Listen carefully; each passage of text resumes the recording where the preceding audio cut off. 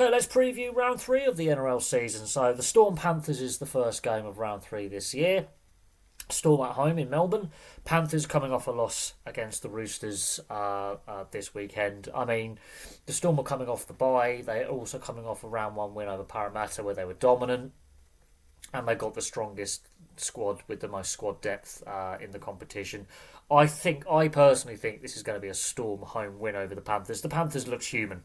They did look human. Cronulla tested them in Vegas, and then the Roosters the Roosters just played inspired, as an inspired squad, backs against the wall job. Panthers looked vulnerable, didn't look quite at the races. I think the Storm will win this one. I think this is going to be a good judge of potentially the grand final. It's a grand final repeat, but I'm looking forward to this one as a neutral. I do think the Storm are the best equipped team to stop the Panthers winning 5 in a row as well. And this will be a good litmus test to see where both teams are. Panthers won 1, lost 1, the Storm coming off a bye. But it's, again, still early in the season. A lot can happen between now and the grand final in October. But I think the Storm are favourites for this one.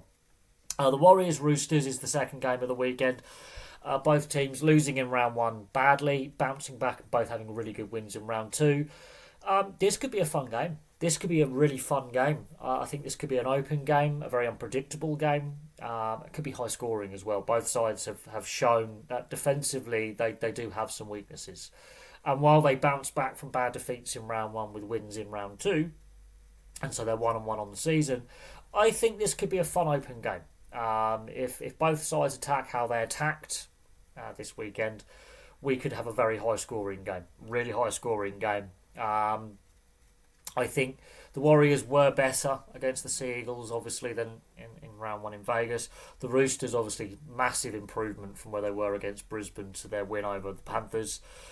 Both sides 1-1 to start the season. This could be fun. This could be a lot of fun. This might even go to golden point. This could be a very open, entertaining game. Both sides have shown, however, defensively they have frailties and momentum swings as well. Both sides have shown character in their wins at the weekend, but they have shown frailties. So it'd be quite interesting to work out who wins out of that one. Broncos and Cowboys. Interesting one. Broncos are favourites. I think the Cowboys I have some real concerns about the Cowboys going forward. They've lost their opening 2 games to start the season. The Broncos 1-1. They were disappointing against the Raiders, but they were brilliant against the Roosters. What Broncos team is going to turn up? I think that's the question we're going to have with this Broncos side. We know they can score. But they just didn't have an answer for a Canberra team that blitzed them in the first half. They just didn't. And with the Cowboys, they've been really poor to start the season. So the Broncos are favourites going into this one. However, the Cowboys could do what the Roosters did to the Panthers, for example. People writing them off, some young players, some veteran players, backs against the wall job, written off against a much stronger opposition that's expected to win. They could throw an upset, but I can't see that happening. The Broncos' attack just looks too threatening, and I think Michael Maguire will get into the team this week in training, and you will see some sort of response to how they played against the Raiders. They were very, very passive in that first half. They really just looked lost. And while they can attack, they need to figure out when things do go against them how to respond when the momentum swings against them and they are struggling, because there's still a confidence issue there. The Sharks Bunnies, this is going to be a fun one. The Bunnies 2-0 to start the season. They are away from home at Shark Park. The Sharks played well against the Panthers in Vegas, narrowly losing, and they really pushed the Panthers all the way.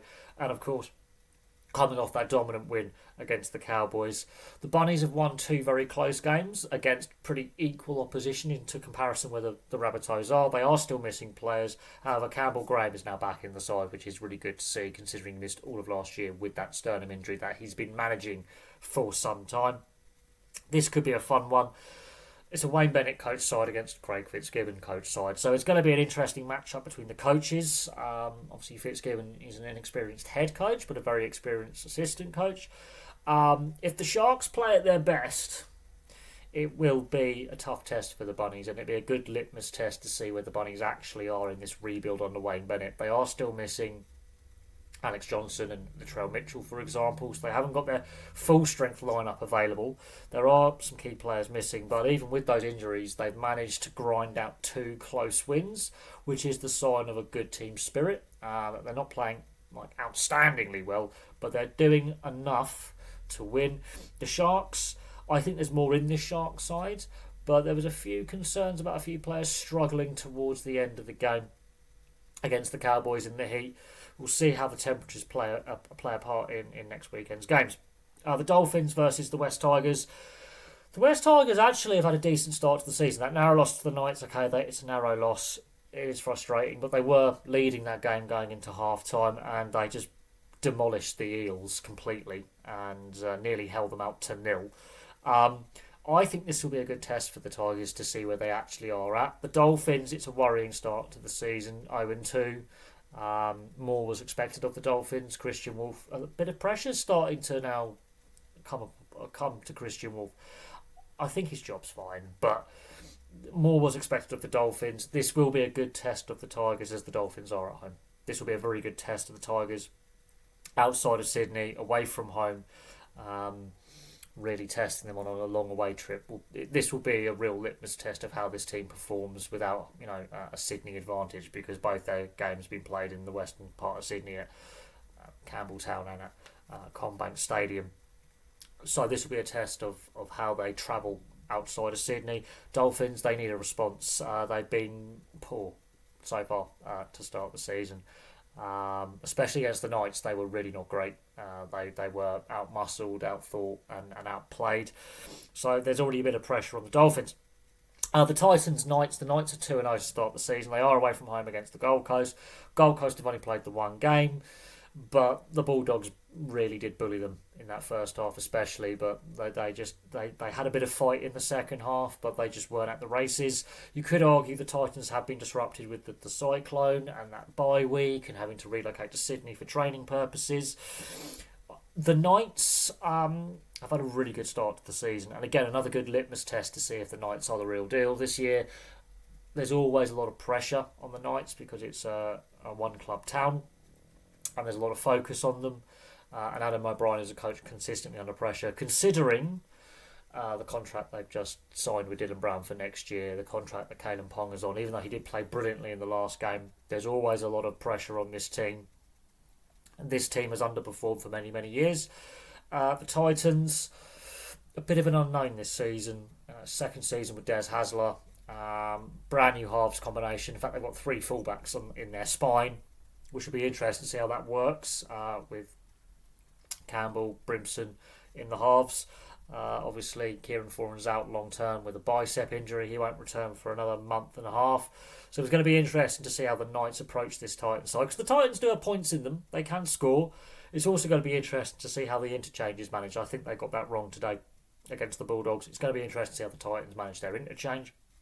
But I think the Knights are favourites with how they've started the season. And they've started the season very, very well. That was a statement win against the Dolphins. That's the best I've seen the Knights play in some time. The Eels Bulldogs is the next game on the list.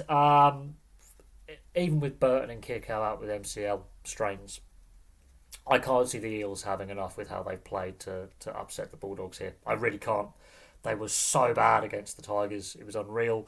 And they were woeful against Melbourne in round 1. This is an Eels side in crisis.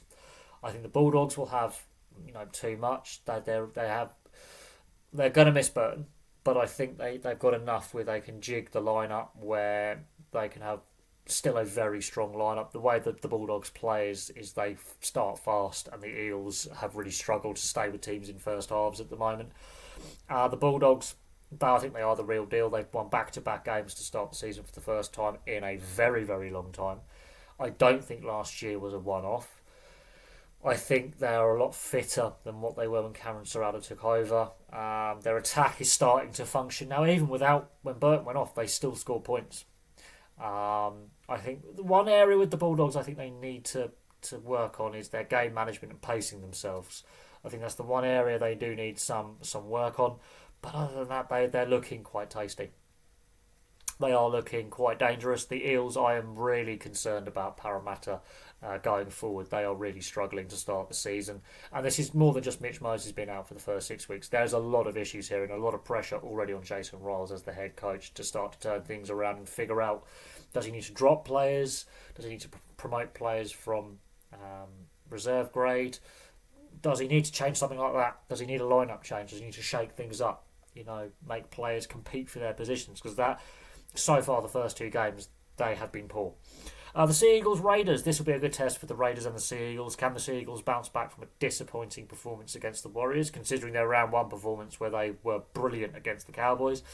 The Raiders have really surprised people to start the season, myself a Raiders fan included. I did not expect them to win their first two games of the season, especially against the Broncos going into round two. Just didn't think, with the players they got missing with suspension, I did not think that they would beat the Broncos and beat them in the way they did. The Sea Eagles will be disappointed after their defeat to the Warriors, where they were outclassed. Both sides have shown that they're very exciting in attack and high energy, and they are willing to throw the ball around. And the Raiders in their scramble defence is fun to watch as well. You can clearly see that this is a side that works hard for each other, and the fitness is there, the work ethic is there. The Sea Eagles, if they can recapture what they did in round one, this could be a really fun game. They are at home at Brookvale. They are really good at Brookvale lately. They sell out at Brookvale, so the atmosphere is going to be really, really good. This will be a good test of where the Raiders and Sea Eagles actually are at. I mean, yeah, you're going to have the odd dud game here or there. They did not play well against the Warriors. Maybe they overhyped themselves. Warriors with home advantage as well are a different prospect to the Warriors on the road. We know that. So this is going to be a good litmus test to see if these two sides are two sides that can take that step up into the top four this season and be there at season's end. The Raiders, people will write them off before the start of the season as potential wooden spoonies, missing the A. They've shown already that they are here to fight, scrap and compete. So this could be a really, really fun matchup on Sunday next week, a week's time. The Dragons have the bye. The Dragons have had a two real disappointing losses to start the season, so they have the bye. There's some really intriguing matchups, and there's already some teams that I have some concerns about, such as the Eels and the Cowboys and the Dolphins. They're already really concerning me with how they've started the season, especially the Dolphins and Eels. They really stand out, and Cowboys. They are the ones that, as I say, really stand out. That these are must-win games for them, and I just cannot see how they're going to do it. The Cowboys might throw up a shock against the Broncos because it's a Queensland derby. The Dolphins might be a bit more stubborn against West Tigers because they're at home, but the Eels I have real concerns about.